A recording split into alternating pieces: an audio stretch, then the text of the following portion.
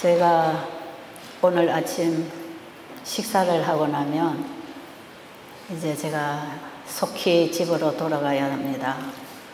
나머지 모든 마무리와 또 마지막 점검하는 이런 모든 일들은 우리 하장로님께서 해 주실 것이고요. 왜 제가 오늘 여러분 마무리까지 같이 우리 봉사자들 함께 기도하고 떠나야 되는데 빨리 가느냐 하면 제가 오늘 가서 빨리 가방 준비를 하고 빨래를 씻고 챙기고 내일 아침 먹고 나면 제가 출국을 해야 됩니다.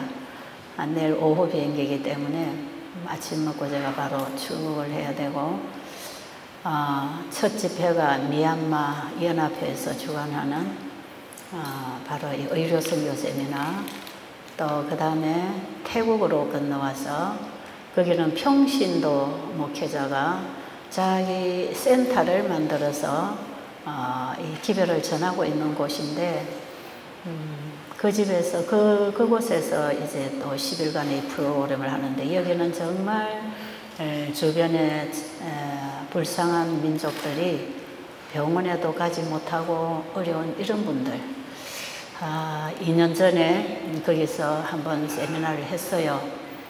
그런데 평신도 지도자가 굉장히 사람이 좋은 일꾼이에요.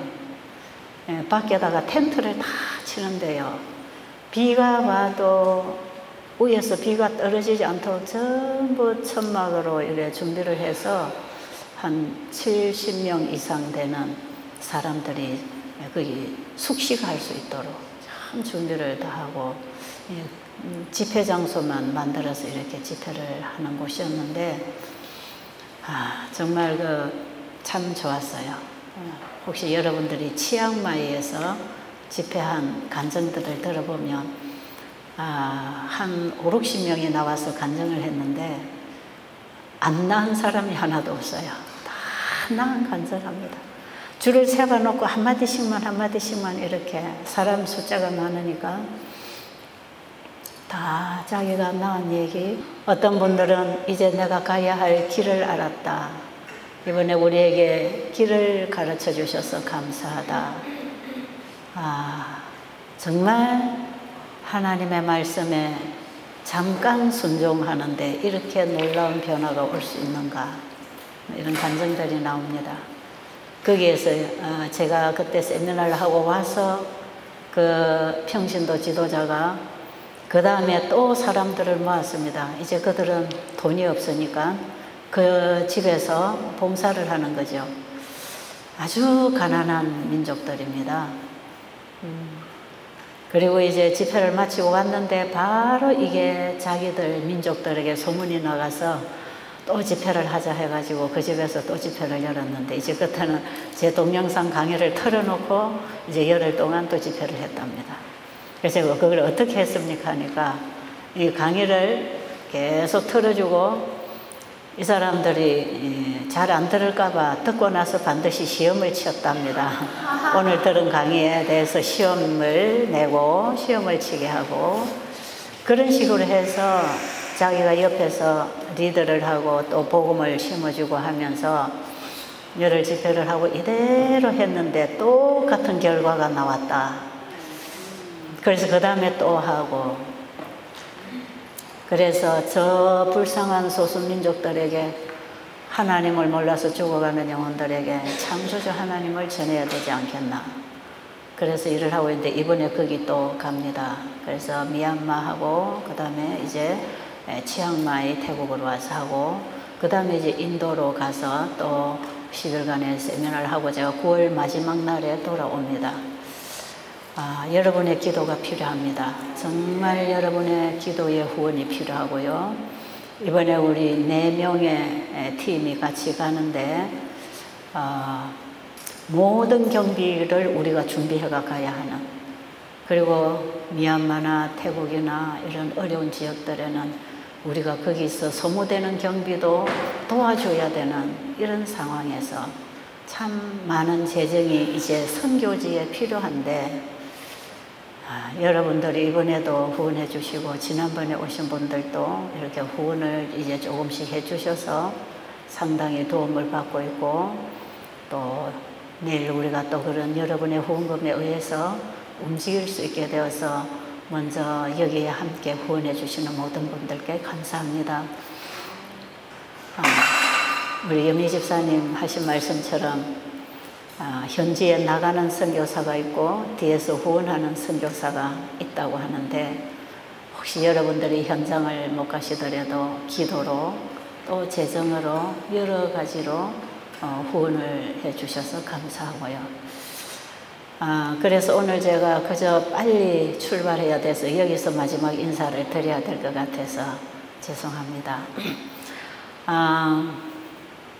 여기 이번에 우리가 열흘 동안 했는 이런 세미나입니다. 이 복음을 전하고 이런 프로그램을 하는데, 그 나라에서 먹는 음식으로 건강식으로 바꿔주는 식생활 개선을 하고 있어요.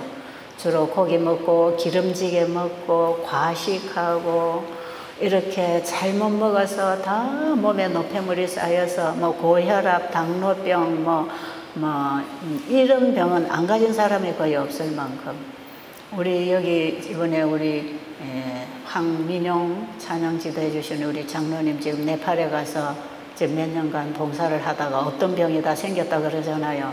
그들과 함께 그 기름진 거 같이 먹고, 거기는 채소가 귀하고 과일도 풍성하지 않으니까 주로 뭐 감자 같은 거, 고기를 안 먹어도 이 피가 끈적끈적해서 지금 혈압이 어제 보니까 뭐 120에 170으로 근데 이번에 여기 와서 일 바꿀 보니까 이게 다 정상으로 지금 돌아가고 있다고 그러잖아요.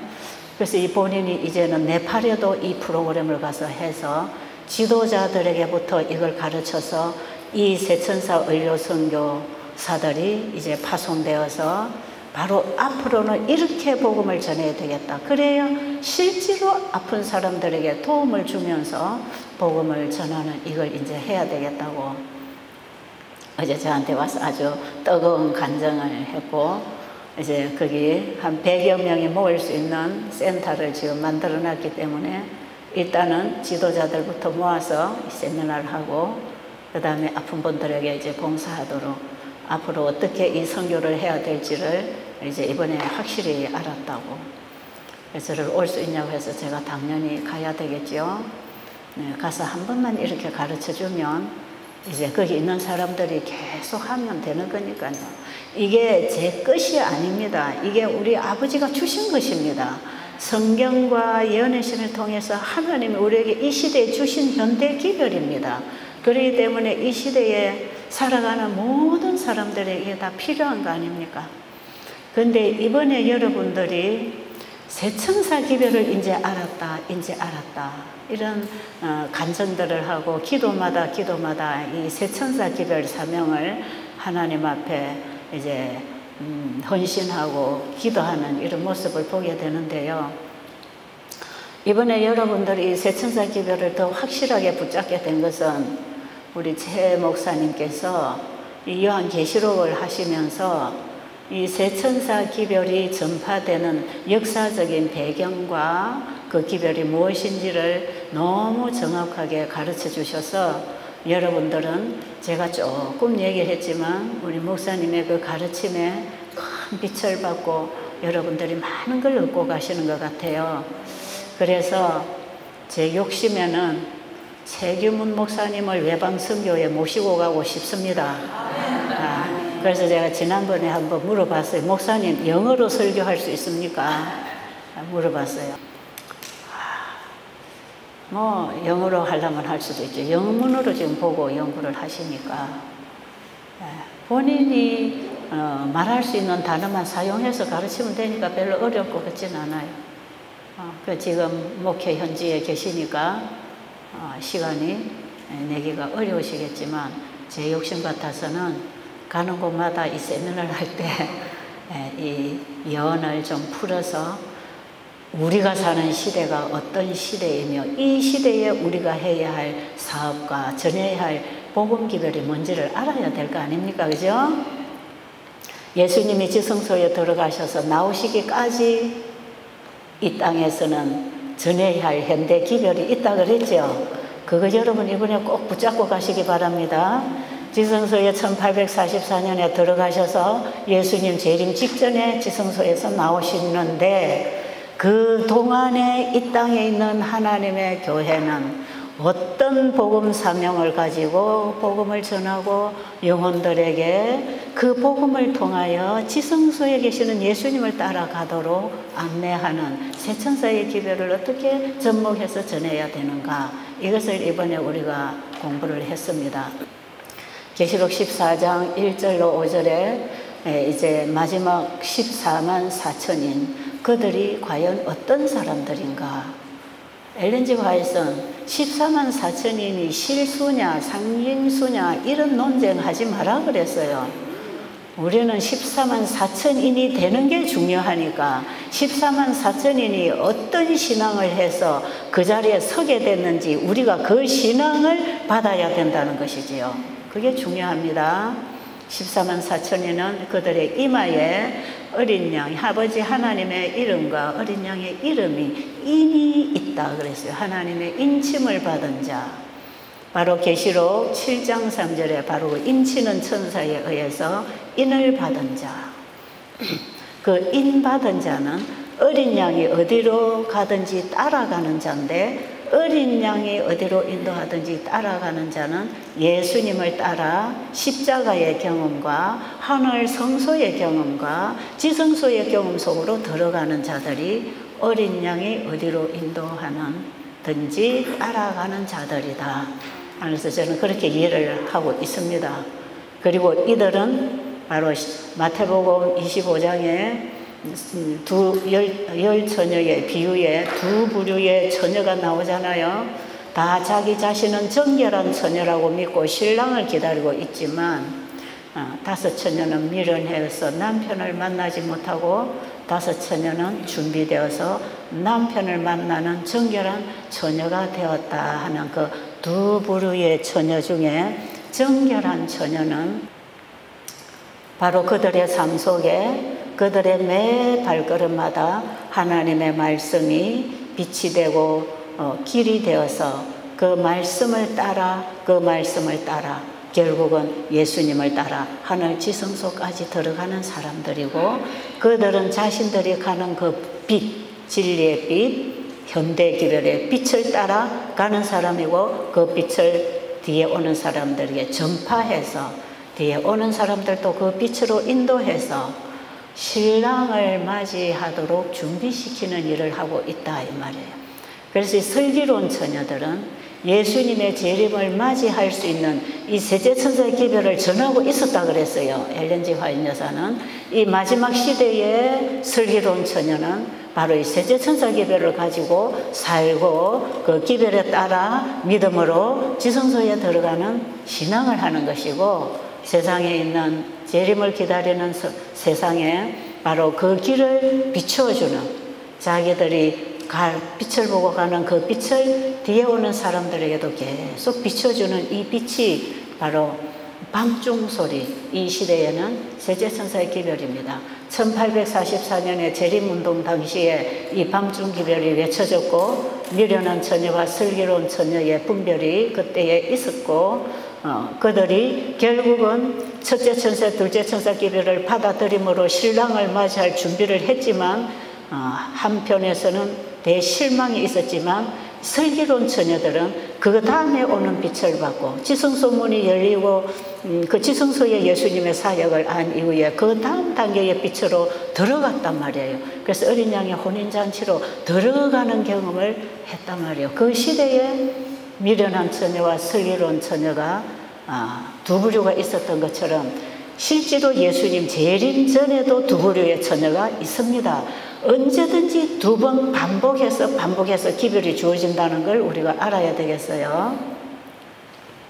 자, 예수님이 이 땅에 오셔서 성소 정결 사업도 두 번 반복해서 하셨죠. 우리의 신앙 경험, 성소 정결 사업도 두 번 반복해서 일어난다고요. 거듭나는 경험을 할 때 새 마음이 들어오면서 우리가 내 성소에 새로운 빛이 들어오면서 성소 정결이 일어나지만, 이제 그 빛을 따라 믿음으로 승리하고 지성소의 경험을 한 자들에게는 완전한 죄가 도말되는 완벽한 성소 정결이 이루어집니다. 그래서 이 성소의 정결도 2번입니다. 2번.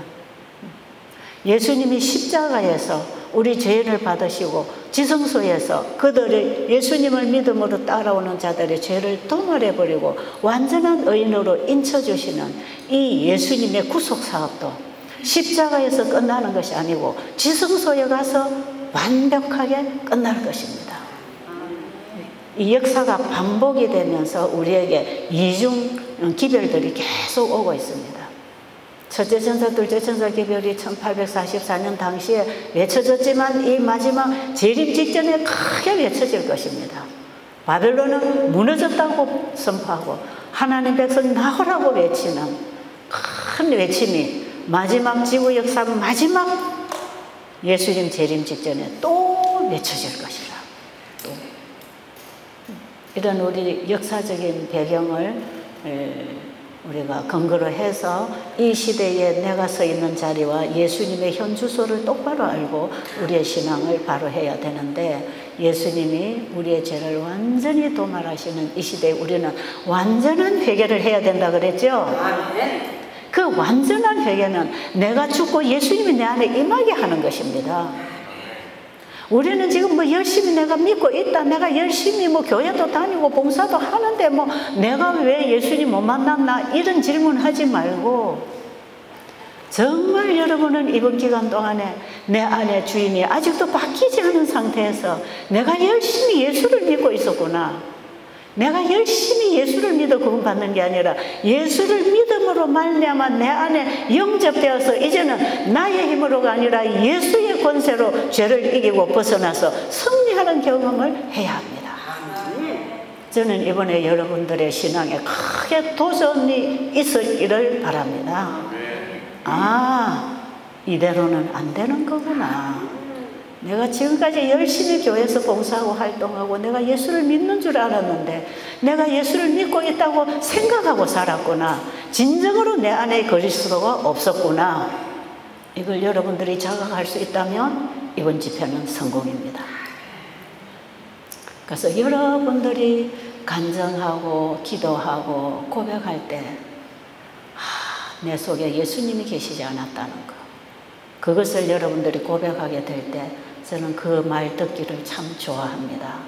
왜요? 우리가 그걸 알아야 되거든. 라오디게아 상태라는 게 뭡니까? 토해낸다고 하는 그 상태가 뭡니까?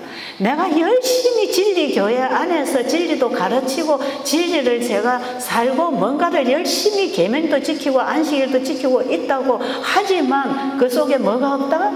그리스도가 없다. 미련한 처녀들에게 기름이 없다. 그거 아닙니까? 나중에 신랑이 올 때야 내 상태를 알게 되면 너무 때가 늦었습니다. 때가 늦었어요. 지금 하나님의 바람을 붙잡고 계시는 동안에, 지금 사방에서 바람이 불어오는 징조들이 우리 눈앞에서 지금 일어나고 있는 이 시대에 하나님께서는 우리에게 경고하시는 것입니다. 때가 없다. 빨리 준비해라. 문 열어라. 내가 들어가서 준비시켜 줄게. 그 예수님 영접하라는데 왜 안 합니까? 왜 못할 일이 뭐가 있습니까? 그렇잖아요. 저는 다 던져버리고 이걸 저는 하고 싶어요. 저는 이걸 하기를 원하고, 지금도 내 속에 자아가 일어나서 어떤 이기적인 생각이 들어올 때 주님 이거 아니잖아, 이 사탄이 주는 거잖아, 저는 이거 싫습니다. 주님, 저는 주님 주시는 것만 받아먹고 저는 살 것입니다. 주님, 저 싫습니다. 이거 해보니까 이거는 고통과 저주만 오는 것이에요. 정말 이건 나쁜 것이에요. 제가 그동안에 예수님을 만나는 경험을 하고 한 30년 이상을 걸어오면서 어제입니까? 그제 제가 한번 제 고백했잖아요. 긴 터널을 지나오면서 앞도 뒤도 옆도 안 보이고 위도 안 보이고 깜깜하게 내 인생이 앞뒤가 다 막혀 있을 때 주님, 주님이 계시면 저를 구해주세요. 저를 여기서 구해주시지 않으면 저는 살 희망이 없습니다. 그리고 제가 주님께 부르짖고 주님의 도움을 구할 때 주님을 알도록 나로 하여금 성경으로 인도해 주셨습니다. 제가 말씀을 공부하면서 거기서 빛을 보게 되었고 재림신앙을 하게 되었고 거기서 예수님의 구속에 대한 그 가치를 제가 깨닫게 되었고 나를 위한 구주가 되셨다고 고백했지요. 예수 그리스도는 나의 개인의 구주가 되셨습니다. 나의 모든 것을 바꿔주실 때 말씀의 빛을 따라 빛을 따라 빛을 따라 여기까지 나올 때 주님이 비춰주신 그 빛으로 내 영혼이 많이 밝아져 있지만 때때로 제가 실패한 부분도 많습니다. 그 말씀의 빛이 올 때 내가 즉각 시련들이 올 때 주님께 나를 굴복하고 주님의 도움을 구했더라면 분명히 나를 승리로 이끌어 주셨을 텐데 내 감정이 앞서고 내 이기심이 앞서고 내 자아가 앞서고 내 생각이 앞서서 하나님께 구하지 않고 내 감정대로 내 생각대로 내 욕구대로 결정했을 때 거기에는 처절한 결과를 경험하게 되는 거지요. 제가 이제 나이가 70이 넘어가고 제가 7살 때부터 교회 다니기 시작해서 지금까지 제가 교회와 연결해서 제가 성경과 주님과의 관계 속에 신앙을 해오면서 제 인생의 신앙의 인생 여정에 참 많은 걸 배웠습니다. 참 많은 걸 배웠어요. 한마디로 요약해서 여러분에게 말씀드린다면 어떤 경우가 있어도 하나님 말씀 앞에서 내 생각으로 결정하지 말라.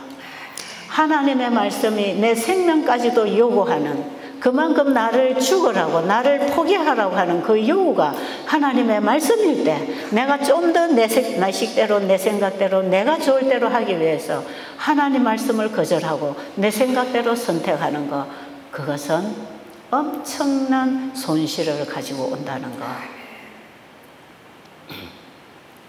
저는 이 두 가지 배웠습니다. 하나님 말씀의 빛이 올 때 그 말씀을 받아들였을 때 그 말씀이 저를 어떻게 만들어 주시는지 그리고 내가 그 하나님 말씀이 올 때 내 생각과 내 이기심과 내 감정이 그것을 결정하고 하나님 말씀 거절하고 내 생각대로 결정했을 때 그 결과가 어떻게 만들어졌는지 네. 이걸 다 얘기를 하려면 한이 없겠죠.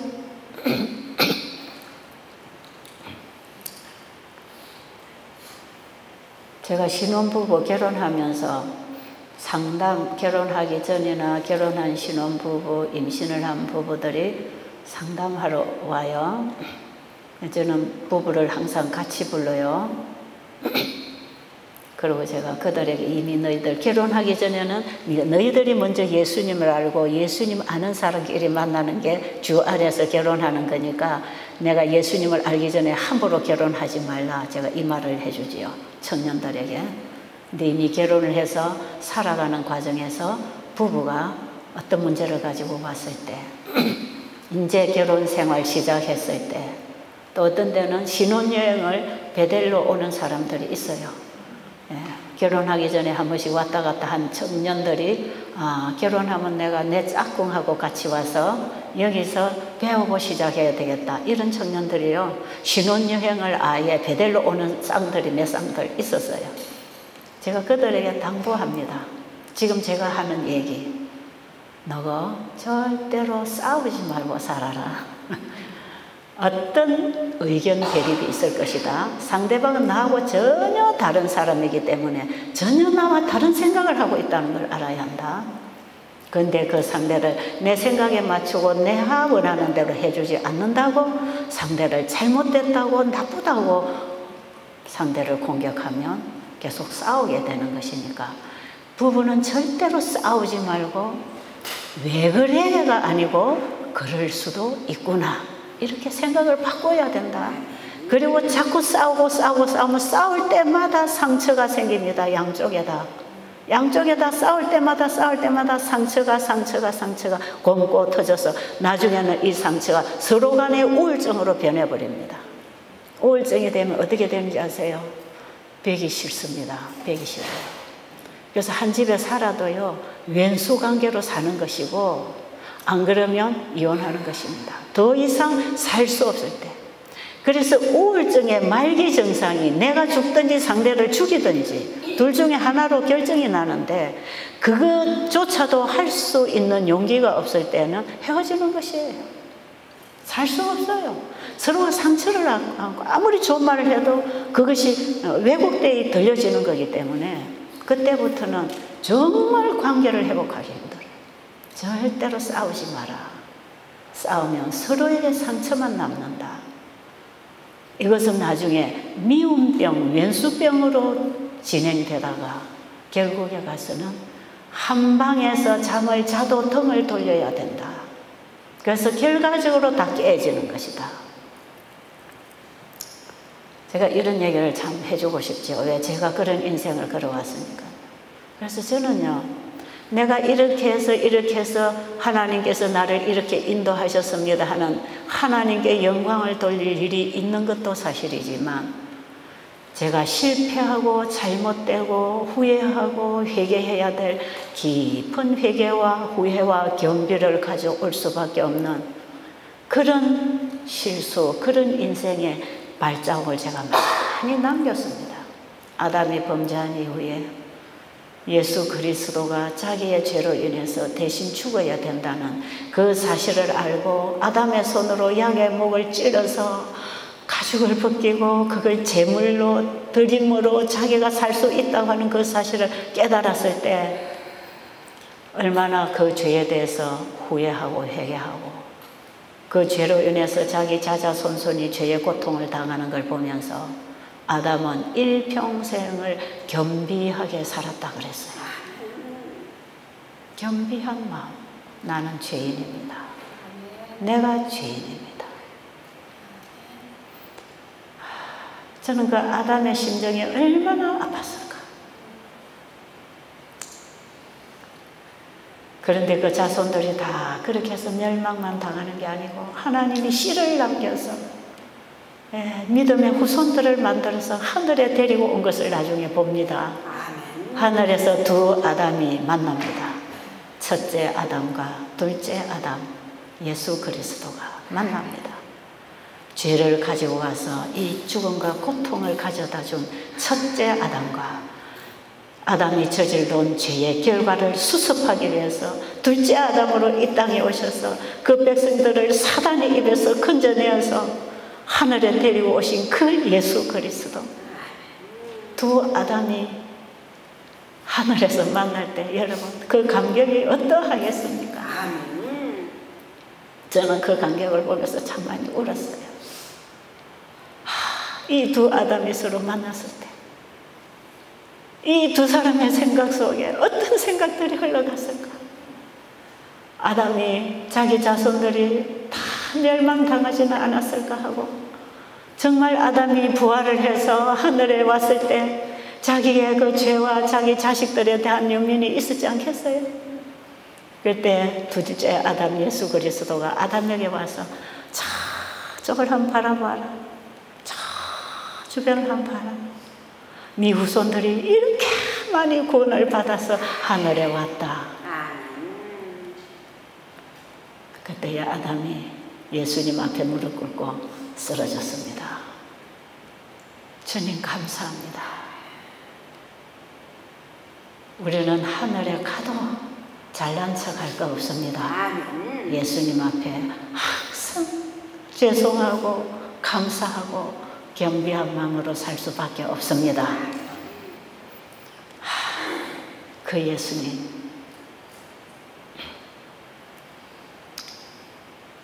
정말 좋은 분 아닙니까?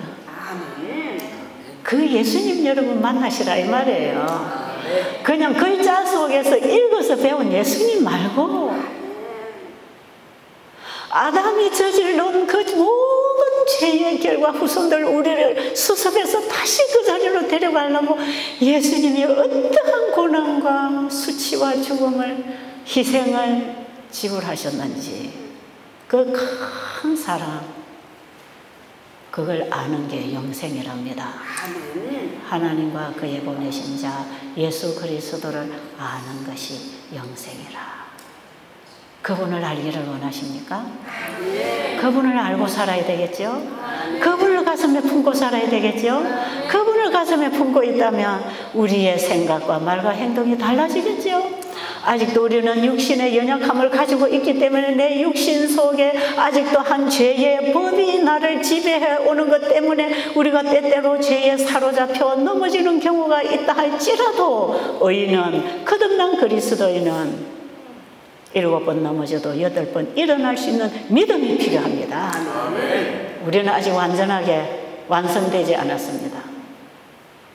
지금 나는 완전하다, 죄 안 짓는다 하는 그 사람들은 완전주의입니다. 그게 완전주의예요. 그리고 우리 인간은 죄로부터 이길 수 없기 때문에 계명도 지킬 수 없고 무조건 예수님 은혜로만 구원 얻는다. 이것이 원복음을 해체시키는 위조복음, 가짜복음입니다. 이것은 사단이 만들어낸 신신학입니다. 이게. 여러분, 이번에 우리는 어떻게 죄로 인해서 망가진 사랑의 율법을 우리 속에 다시 회복시켜서 원래의 우리의 형상을 회복시켜 주시는 예수님의 구속의 능력을 경험해야 된다 이 말이에요. 이번에 우리가 옛 언약, 새 언약 배웠잖아요. 옛 계명, 새 계명이 있잖아요. 예수님께서 제자들에게 내가 새 계명을 너에게 주노니 서로 사랑하라. 그 새 계명은 우리들이 이 땅에 태어나서 서로 사랑하고 사는 그런 사랑이 아니단 말이에요. 그 새 계명은 하나님께 속한 품성입니다. 그것은 우리에게는 다 잃어버리고 없는 것입니다. 원래 우리가 창조될 때 그 하나님의 형상으로 창조되었다고 할 때 우리 안에 그 사랑이 있었고, 그 사랑으로 하나님의 법을 지키는 것은 너무나 자유한 율법이었습니다.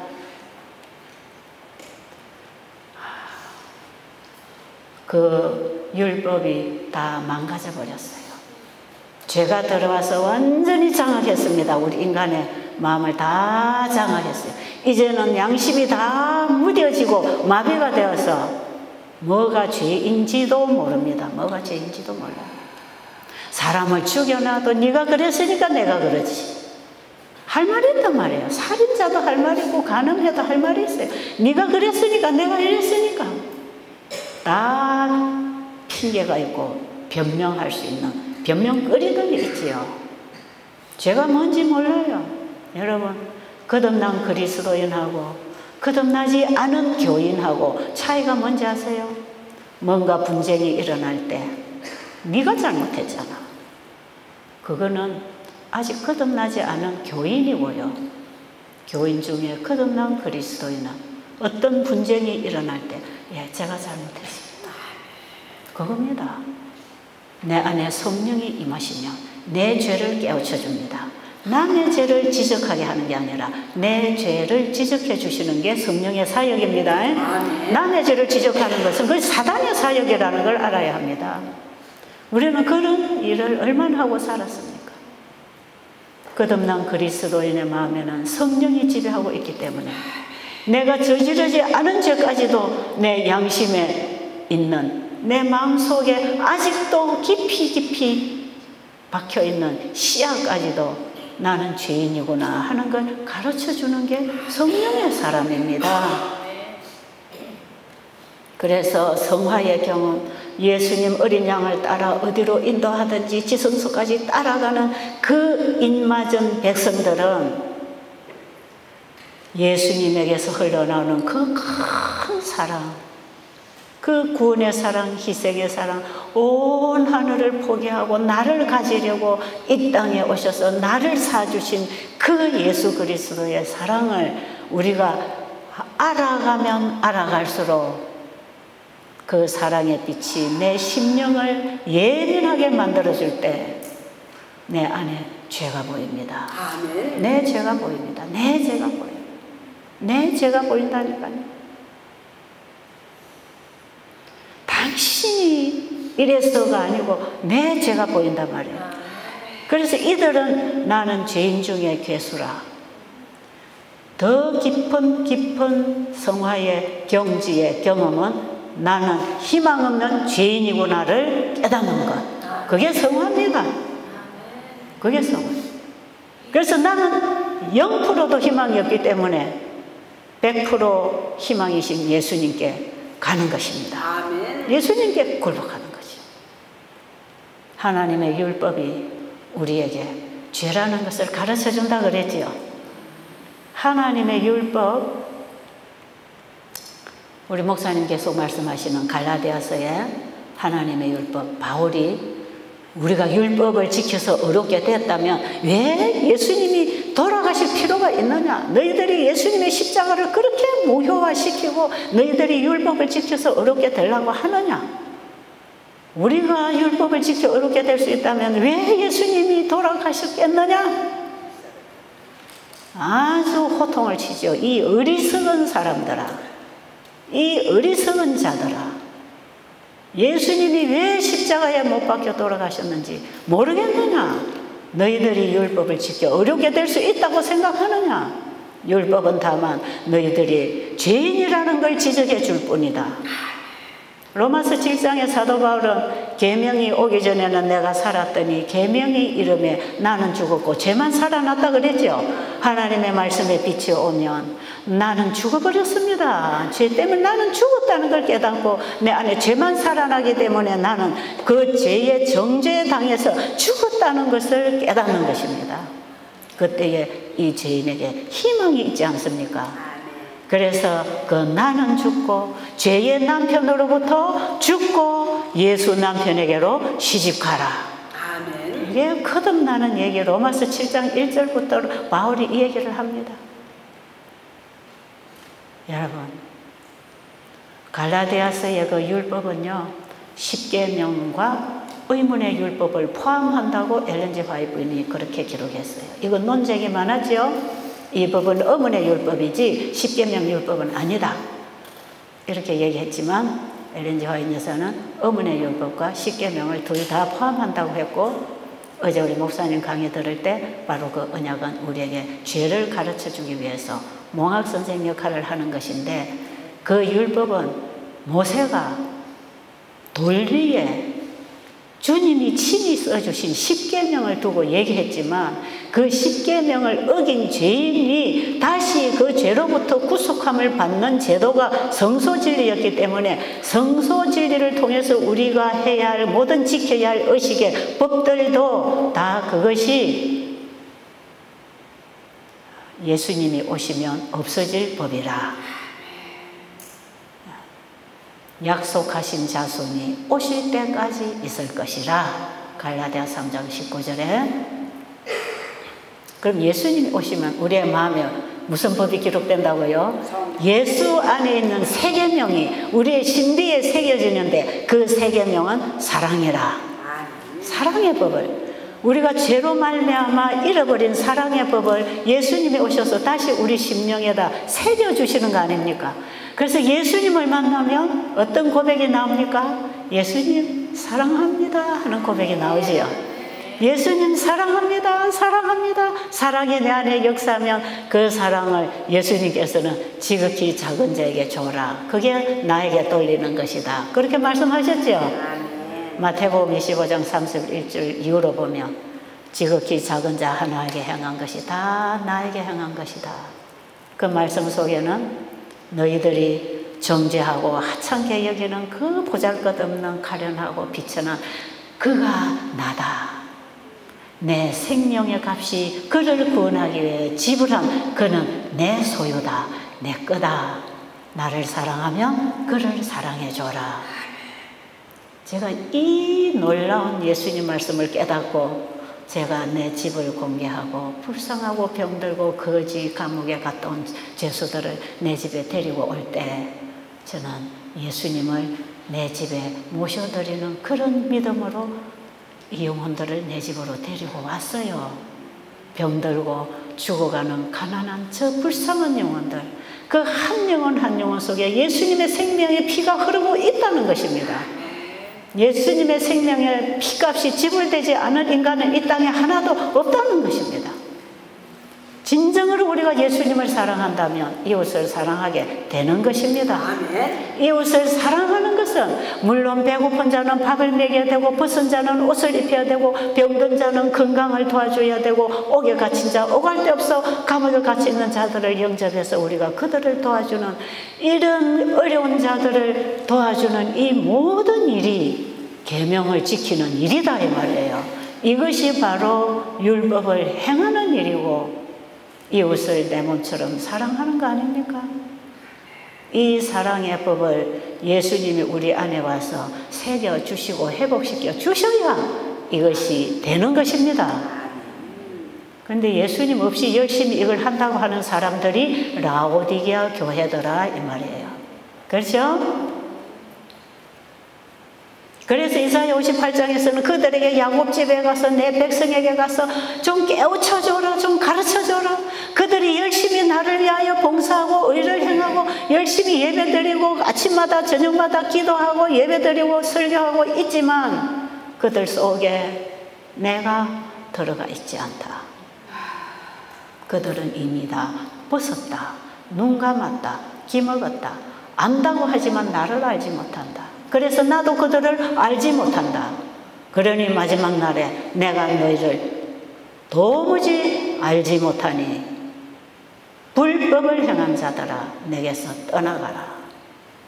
이게 미련한 처녀들에게 주어지는 선고입니다. 여러분 이거는 개신교회만 보내는 거고 재림교회는 법을 지킨다고 생각하고 안식일 지키니까 우리는 계명 지키고 너는 일요일 지키니까 이 불법을 행하는 자는 너희들이고 거짓 선지자도 너희들이고 우리는 진짜 선지자고 우리는 진짜 율법을 갖고 있고 지킨다고 착각하지 마시기 바랍니다. 재림교인들이시여 착각하지 마십시오. 저는 옛날에 그렇게 착각했거든요. 완전히 저는 교단주의였습니다. 옛날에 제가 예수님을 알기 전 적어도 지금으로부터 34년 전까지 교단주의였습니다. 이 교회 의자에만 앉아서 열심히 출석하고 교회에서 가르치는 대로 잘 따라하면 그냥 구원은 천국 가는 건 줄 알았어요. 내 속에는 전혀 사랑의 법이 새겨지지도 않고 예수가 내 안에 주인으로 역사하는 경험도 없고 사랑으로 역사하는 그 믿음이 어떻게 말씀을 행하게 되는지 이걸 제가 도무지 이해하지 못하고 그런 말씀이 있는 줄도 모르고 살아갈 때 저는 그래도 자부심이 있었습니다. 나는 안식일 지키지 계명을 가지고 그래서 나는 하나님의 계명과 예수의 믿음을 지키고 있는 마지막 계명을 지키고 예수의 증거를 가지고 있기 때문에 이 사탄이 우리를 공격한다고 생각하고 저는 그 자리에 앉아 그 교단에 있는 것으로 뭔가 되는 줄 알았어요. 구원은 극히 개인적이고요. 그 개인들의 빛을 따라 모인 곳이 교회입니다. 그래서 우리는 개인의 교회가 모여서 이 교회를 이루어야 큰 교회를 이루어야 돼요. 여러분 이 재림교회가 가지고 있는 기별이 우리를 준비시켜 줄 겁니다.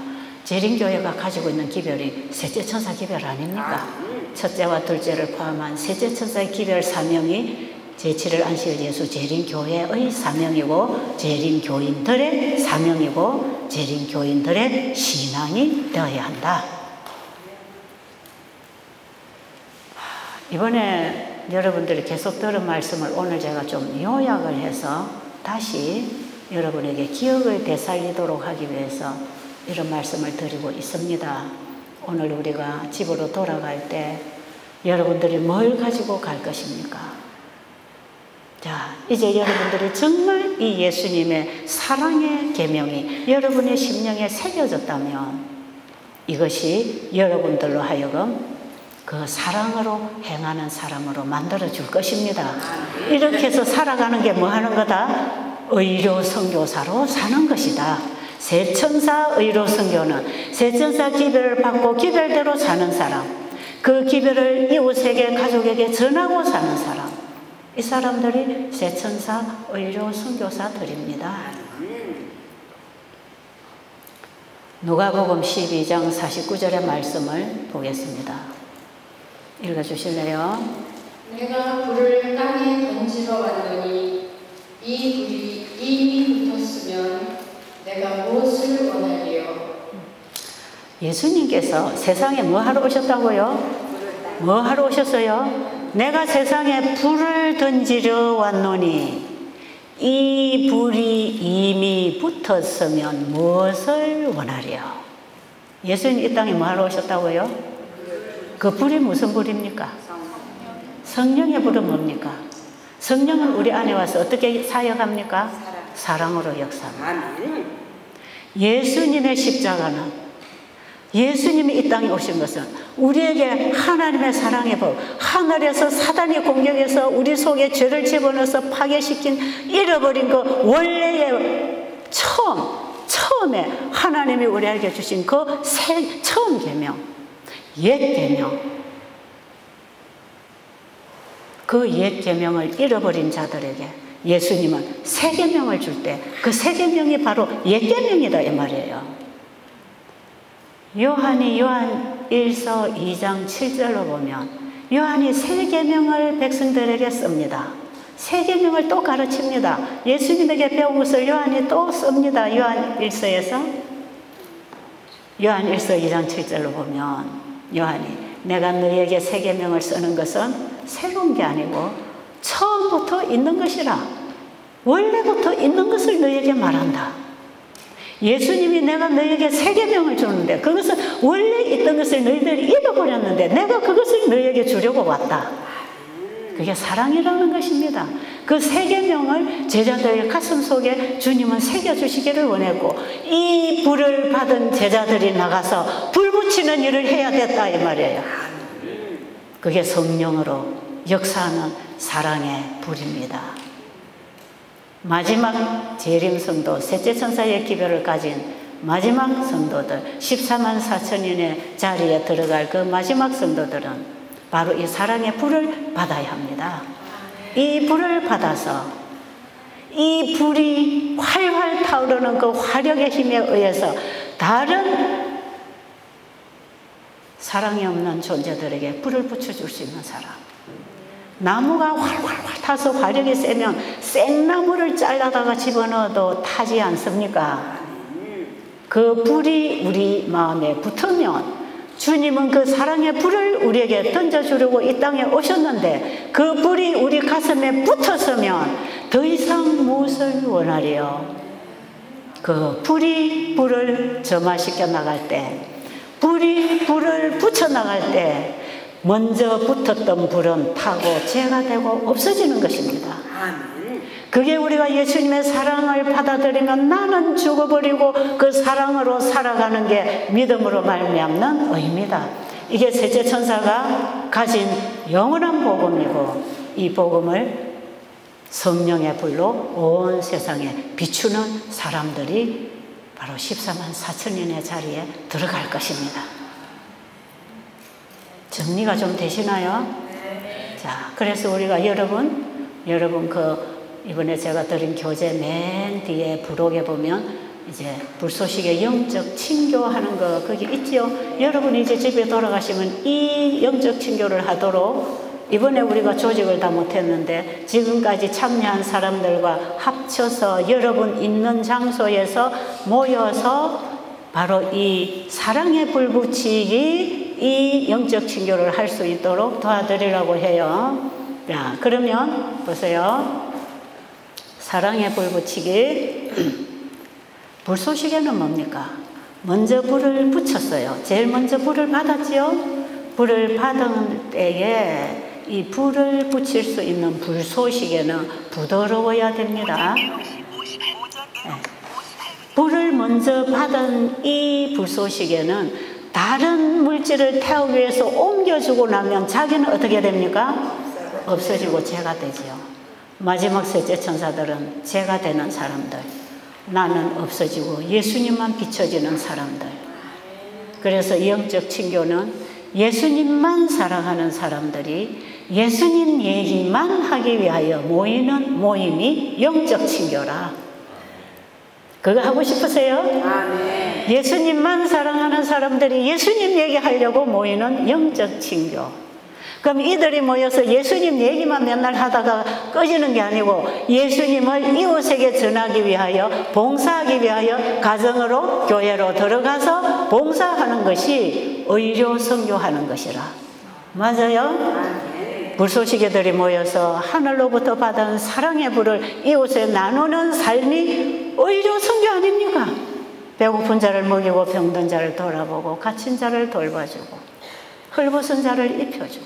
그래서 우리 이웃에 누가 병들었나, 누가 가난하나, 누가 괴롭나, 누가 고통을 당하고 있는가를 살펴서 그들에게 사랑의 봉사를 할 수 있는 사람들이 세천사 의료 선교사들입니다.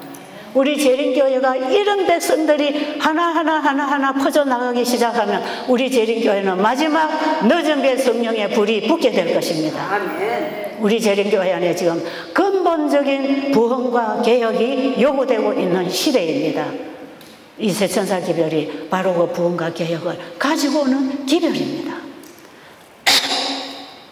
마지막 때 재림교회는 셋째 천사 기별로 승리한다고 약속하셨습니다.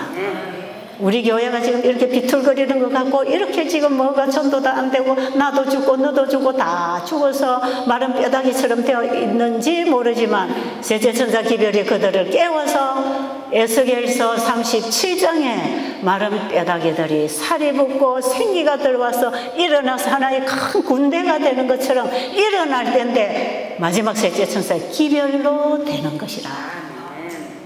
그러니 우리 재림교회 안에 우리의 기별을 다시 회복시키자. 이건 어떤 새로운 게 아니라 없던 것을 가지고 오는 게 아니라 이미 있는 것을 지금 회복시키자. 우리 것을 가지고 나오자. 이제는 개신교에서 바벨론에서 온 것들 그거 다 썰어버리고 우리의 복음을 높이자. 영원한 복음을 가진 새 천사들이 일어나서 우리의 기별로 온 땅을 환하게 할 때가 왔다. 여러분 교회에 돌아가서 이제는 내 교회 안에서 일어나는 가정한 일들을 보고 울고 탄식하는 심령이 있게 되기를 바랍니다. 그들을 정죄하지 마시고 그들을 향하여 울고 탄식하는 심령으로 그들에게 생명의 기별을 보내는 것입니다. 엘렌 G. 화이트 여사는 에스겔서 9장에 있는 그 인치는 얘기 있잖아요. 마지막 이 계시록 7장에 인치는 천사가 인칠 때까지 바람을 잡고 있다 그랬죠. 이 인치는 천사는 어떤 사람들에게 인을 치는가? 그 교회 안에서 일어나는 가정한 일로 인하여 울고 탄식하는 자의 이마에 인을 치는데 그 울고 탄식하는 자들은 그들의 교회에 그들의 가정에 생명의 기별을 보내고 있었다 그랬어요. 그냥 상대방을 너 이러고 저러고 너 왜 건강개혁 안 해? 너 왜 고기 먹어? 목사님은 왜 고기 먹어? 이렇게 우리가 정죄하는 게 아니고 그들을 위해 기도하면서 이 셋째 천사 기별, 생명의 기별을 그들에게 사랑으로 비추어서 그들의 가슴을 뜨겁게 해주면 그들이 회개하고 말씀으로 돌아올 거 아니겠어요? 아멘. 여러분이 이곳에서 조금 배우고 아는 거 가지고 이제 우리 교회 가가지고 뭐 우리 목사님은 이것도 안 가르쳐주고 우리 장로님은 뭐 고기도 먹고 저렇게 화도 잘 내고 뭐 여러분이 이렇게 하면 아직은 여기 예수님의 사랑의 불이 안 온 것입니다. 이번에 여러분이 사단의 불을 받고 가지 마시기 바랍니다. 사단의 불을 받으면 가서 그런 짓을 하는 것이에요. 여기서 우리는 이번에 철저하게 내가 굴복되고 영원한 복음이신 예수님이 내 안에 오셔서 역사하시는 거듭남의 경험, 성화의 경험, 정결하게 되는 경험을 하시도록 마지막 기별을 전해주었는데도 여러분들이 가서 또 사단의 불을 교회에 붙이지 마십시오. 제발 그렇게 하지 마십시오. 저 우리 교인들이 저 재림집회 갔다 오면 목사 설교를 안 들으려 해. 거기 채집사 저 재림집회한테 절대 가면 안 돼. 여러분 절대로 그렇게 해서 복음의 문을 막지 마시기 바랍니다. 여러분 이 집회를 주선을 제가 오랫동안 지금 한 30년 동안 이 집회를 계속 해오고 있지만 여기 오면 절대로 저 혼자서 독주해서 제가 아는 걸 가지고 주장하고 전하고 있지 않습니다. 우리 교회 재림교회 기별을 회복하기 위해서 기별을 가진 종들을 다 불러다가 함께 전하고 있지 않습니까? 그래서 앞으로 보세요. 계속해서 또 다른 목사님이 오셔서 전해주시고 또 다른 종들이 오셔서 전해주시고 경험한 사람들이 와서 증거해 주셔서 우리의 가슴에 사랑의 불을 붙여줄 것입니다. 그 사랑의 불이 붙으면 주님은 이제 더 이상 내가 무엇을 원하리요? 이 불쏘시개들이 일어나기를 바라십니다. 마지막 새천사사 기별을 전하기 위한 새천사가 일어나기를 원하십니다. 거기에 사랑의 불이 붙으면 이제 온 세상은 복음의 불로 태워질 것이기 때문에 무엇을 주님이 원하리요? 이해하셨습니까? 이 누가복음 12장 49절이 우리 영적 친교 주제 성경절입니다. 이번에 여러분들의 가슴에 있는 불을 우리 가정의 가족에게부터 붙여주시기 바랍니다. 네. 아버지, 저희들입니다. 주의 이름으로 살아가지만 여전히 사망의 냄새 가운데 섞여 사는 저희들입니다. 그러나 다시 한번 남은 자들을 모아주시고 하나님의 거룩한 말씀으로 또 거룩한 성령의 음성으로 저희들을 권면해 주심을 감사합니다. 마지막 어둠이 엄습해 오는 것을 느낄 수 있습니다. 이 치열한 전장터에서 이처럼 남은 무리에게 능력과 사랑으로 권면해 주시는 하나님의 은혜를 감사합니다. 들은 바 말씀이 나의 삶에 힘이 되게 하시고 주님의 말씀처럼 내 자신의 영혼을 진지하게 취급할 수 있는 정직한 주의 백성들 되게 하셔서 능히 구원하시는 주님의 능력을 매일 체험하게 하시고 우리 주변에 우리에게 붙여주신 영혼들에게 사망의 냄새가 아닌 생명의 향기가 될 수 있도록 하나님 저희들에게 더 큰 담력과 믿음과 성령의 능력을 허락해 주시옵소서. 이제 저희가 세상에 또 나아가서 전쟁하듯 살아갈 것입니다. 그럴지라도 제자들에게 배반하고 두려워하는 제자들에게 성령의 세미한 음성을 통하여 승리하게 하시고 이 불을 붙이게 하셨사오니 저희들에게도 이 능력의 불 임하게 하셔서 능히 세상을 구원할 만한 하나님의 불쏘시개들이 다 될 수 있도록 축복해 주시옵소서. 끝내는 살아서 아버지께 돌아갈 수 있도록